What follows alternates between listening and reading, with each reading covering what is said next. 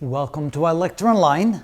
Now let's take a look at what happens at the boundary in the quantum mechanical world. We're going to take a closer look at the wave equation and how it handles the situation, in this case, where the energy of the particle is greater than the potential of the barrier. So we have two possibilities where the particle can be. It can be on the left side of the boundary, it can be on the right side of the boundary, indicated by the value for x. For x less than 0, we can define the wave equation in a differential equation as follows, that the second derivative of the wave equation is equal to minus k1 squared times the wave equation. The k1 is defined as the square root of 2m times e divided by h bar, basically the wave function or the wave number of the particle.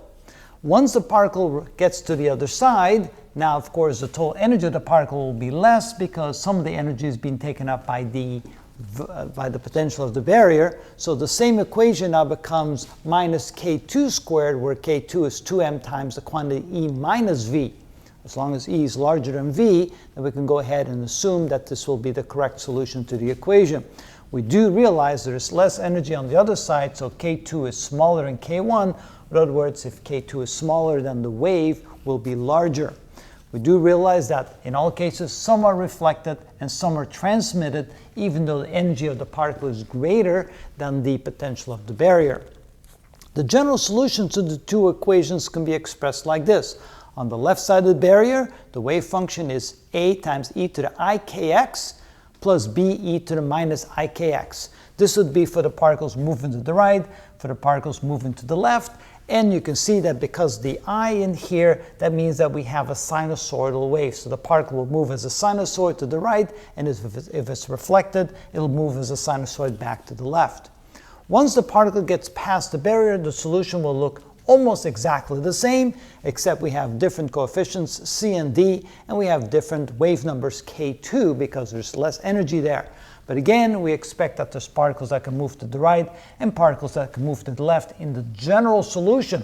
However, when we think about it, we do not expect any particles to be moving to the left, because once they get past the barrier, they no longer have the possibility of being reflected. So if no particles can be moving to the left in region 2, that means d therefore must be 0, and that part of the solution drops off. Then if we take a look at the boundary conditions as x equals 0, we would plug in a 0 here and a 0 there, we end up with a plus b, and of course that must equal the right function here when we plug in 0 for x here and 0 for x there. Well, this is gone already because we don't have any d, but if we make that e to the 0, that means that a plus b must equal c at the boundary to meet the boundary conditions. So we can then express the number of reflected particles as follows. Because it's going to depend on the relative energy on the left side and the right side, we have to take into account the k factor, which represents the energy of the particles on both sides of the boundary. So we can say that k1 times a, which represents the particles moving to the right, minus k1b, which represents particles moving to the left, equals k2 times c. That will represent the number of particles moving across the boundary that are transmitted and the number of particles that are being reflected. If k2 equals 0, what does that mean? Well, if k2 equals 0, that means that E must equal V sub naught. Remember, we're not taking the case where E is smaller than V sub naught, so we're only taking the case where it's larger or equal to.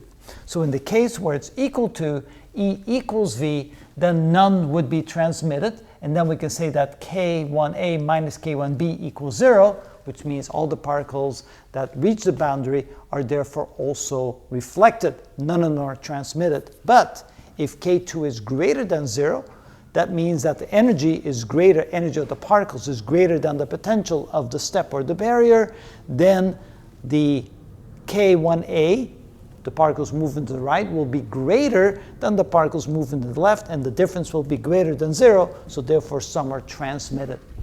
So this is how we interpret the wave equations, this is how we interpret the solution, interpret the boundary conditions, and interpret the way things are laid out. So hopefully that'll help you understand how we're going to deal with this as we go through the next several videos, but understanding the concepts and understanding what these variables and these constants mean, it's very important to understand what happens at the boundary. So that's the quantum mechanical world when the energy of the particle is greater than or equal to the potential of the barrier or the step.